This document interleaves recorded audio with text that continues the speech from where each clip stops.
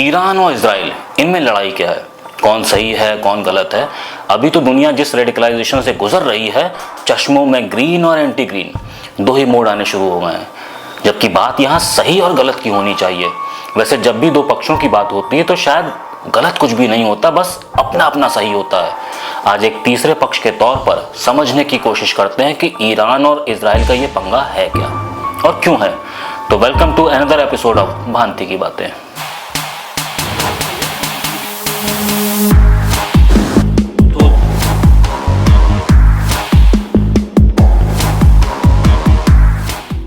ये बात शुरू होती है 1950 से, जब इजराइल नया नया जन्मा था।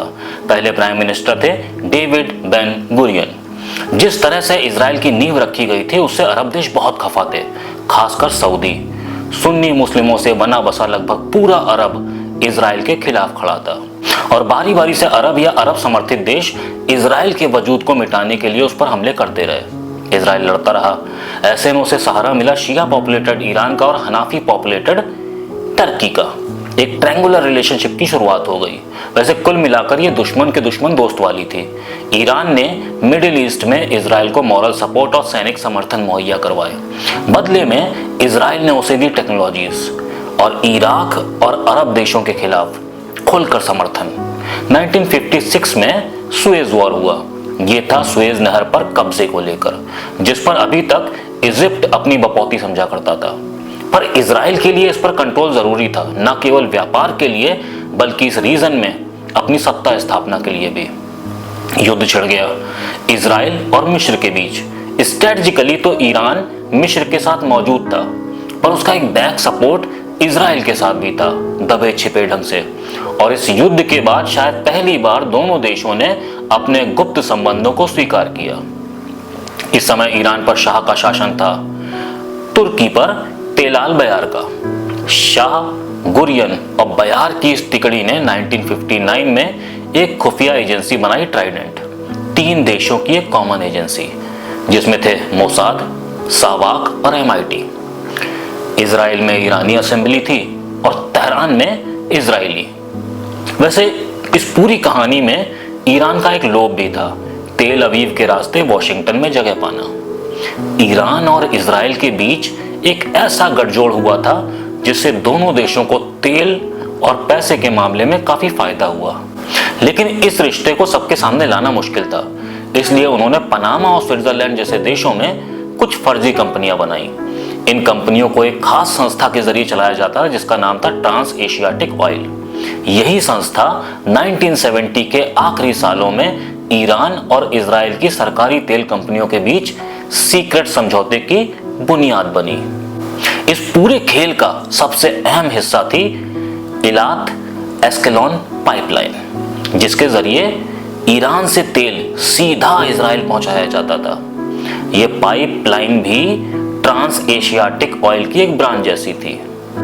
इजराइल ने ईरान को भरोसा दिलाया कि अगर वो इसमें पैसा लगाएगा तो उसे जबरदस्त मुनाफा मिलेगा। ईरान को यह बात जम गई, क्योंकि वो खुद को दुनिया के तेल बाजार में एक बड़ा खिलाड़ी बनाना चाहता था। 1973 में अरब देशों ने अमेरिका और यूरोप द्वारा इजराइल के समर्थन के विरोध में ऑयल एम्बार्गो शुरू किया, मतलब तेल का उत्पादन ठप कर दिया, ताकि रुके हुए विकास कार्यों के दबाव में आकर यूएस और यूरोप इजराइल का खुला समर्थन बंद कर दें। लेकिन हुआ इसका उल्टा, क्योंकि ईरान ने इस बहिष्कार में भाग नहीं लिया और इसलिए वो इसका सबसे बड़ा लाभार्थी बन गया। ईरान ने न केवल तेल उत्पादन जारी रखा, बल्कि इससे उसके राजस्व में भी भारी वृद्धि हुई। शाह ने इन तेल संसाधनों का उपयोग किया सैन्य विकास कार्यों के लिए। 1977 में ईरान और इजराइल ने मिलकर प्रोजेक्ट फ्लावर नामक एक साझा रक्षा परियोजना शुरू करी। इसका उद्देश्य था एडवांस मिसाइल सिस्टम तैयार करना।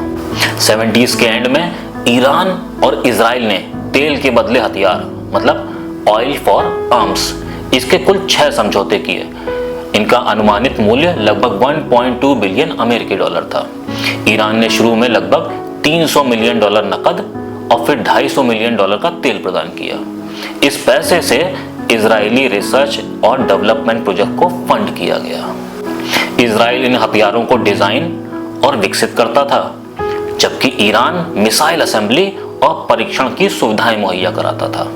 योजना के अनुसार जब ये हथियार पूरी तरीके से तैयार हो जाते थे तो दोनों देश अपनी अपनी सेनाओं को इन्हें सौंपते थे। लेकिन जल्दी सब कुछ बदलने वाला था, क्योंकि इस्लामिक एक्सट्रीमिज्म ईरान के सिर चढ़कर बोलने लगा था और ये एक्सट्रीमिस्ट पावर्स इजराइल के पैलेस्टाइन एंगल से नाराज थी, बहुत नाराज। 1979 में ईरान में एक वैचारिक आंदोलन हुआ। शाह को सत्ता से बेदखल करके शासक बना आयतुल्लाह अली खेमनी। खेमनी के मन में तो नफरत थी इजराइल के प्रति, लेकिन सत्ता प्राप्ति के साथ ही वो अपना विरोध दर्ज कराकर इजराइल से मिलने वाले फायदों पर पानी फेरने के मूड में नहीं था। और शायद ये सही भी था, क्योंकि खाड़ी के देशों से ईरान के विरोधाभास और पड़ोसी इराक के साथ मतभेद में ईरान कोई रिस्क नहीं लेना चाहता था, तब तक जब तक वह खुद उस तरह के हथियारों को विकसित करने में सक्षम ना हो जाए जो इजराइल उसे दे रहा था। इस समय इराक अमेरिका और सोवियत दोनों से हथियार ले रहा था और एक शक्तिशाली सेना बना चुका था, लेकिन ईरान के पास आधुनिक सैन्य उपकरणों की कमी थी और जब अमेरिका ने आपूर्ति रोक दी तो उसे इजरायली सहयोग पर निर्भर होना पड़ा। सद्दाम का उद्देश्य था परमाणु क्षमता हासिल करना, और अगर वो इसमें सफल हो जाता तो इजराइल के लिए ईरान से बड़ा खतरा बनता। यही कारण था कि इजराइल ने ईरान को हथियार भेजने शुरू किए और फिर हुआ ईरान कॉन्ट्रा अफेयर, मतलब एक गुप्त अमेरिकी प्रयास जिसके तहत अमेरिका के वरिष्ठ अधिकारी लेबनान में ईरान समर्थित हिजबुल्लाह द्वारा पकड़े गए अमेरिकी बंधकों को छुड़ाने के लिए ईरान को हथियार बेचने लगे। ईरान उस समय आर्थिक संकट और इराक के साथ युद्ध के गतिरोध से जूझ रहा था, इसलिए वो अमेरिका से बातचीत करने को तैयार हो गया। इस सौदे के तहत अमेरिका ने ईरान को हथियार बेचे, बदले में बंधकों को छोड़ा गया और इस पैसे से अमेरिका ने निकारागुआ में संडिनिस्ता सरकार के खिलाफ लड़ने वाले कॉन्ट्रास गोरिल्लाओं को फंड किया। इजराइल इस पूरे सौदे का मध्यस्थ बना। इस सौदे से इजरायली हथियार व्यापारियों को बहुत लाभ हुआ और रणनीतिक तौर पर इजराइल को ईरान में संभावित उदार नेताओं से निकटता बनाने का अवसर मिल गया। 90 के दशक में इजराइल और ईरान के बीच सहयोग धीरे धीरे समाप्त हो गया।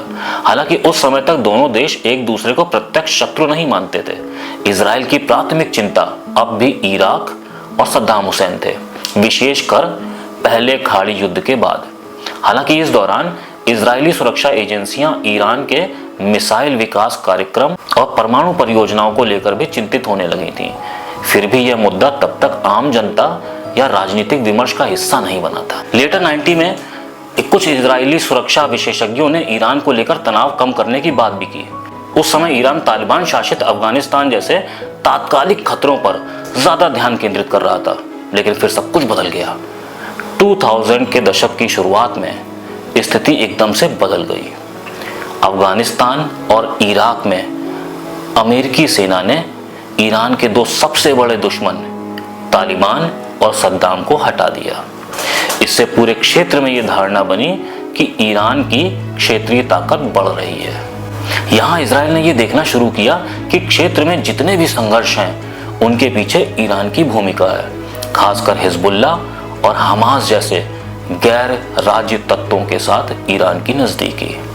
2005 में महमूद अहमदी नेजाद के राष्ट्रपति बनने के बाद हालात और बिगड़ गए। उनके तीव्र इजराइल विरोधी भाषण और होलोकॉस्ट को नकार देना इजराइल के लिए एक बड़ा झटका था। 2006 में इजराइल हिजबुल्लाह युद्ध, 2008 में इजराइल हमास संघर्ष, इन दोनों में ईरान की सैन्य और रणनीतिक भूमिका ने इजराइल को गंभीर चिंता में डाल दिया। अब इजरायली नेताओं को विश्वास हो गया था कि सिर्फ शांति प्रक्रिया से कुछ नहीं होगा।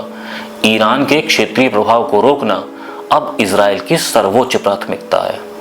ईरान के निरंतर परमाणु कार्यक्रम ने भी इसे इजराइल के लिए सबसे खतरनाक प्रतिद्वंदी बना दिया। तो अब ईरान की नजर में भी इजराइल दुश्मन हो गया था। वहीं ईरान ने खुद को मध्य पूर्व की उभरती ताकत के रूप में देखना शुरू कर दिया था और इजराइल उसे अपने विस्तारवाद का सबसे बड़ा बाधक लगने लगा था। अमेरिका के साथ बढ़ते टकराव के चलते ईरान की सरकार ने और भी उग्र भाषा अपनाई, जिसका उद्देश्य न सिर्फ क्षेत्रीय नेतृत्व पाना था, बल्कि घरेलू और मुस्लिम दुनिया में अपनी छवि भी मजबूत करना था। तो अगर कुल मिलाकर देखा जाए तो ईरान और इजराइल कभी साझा दुश्मनों के खिलाफ खड़े हुए थे, चाहे वो नासिर का पैन अरबवाद हो, सोवियत संघ का प्रभाव हो, इराक का खतरा हो।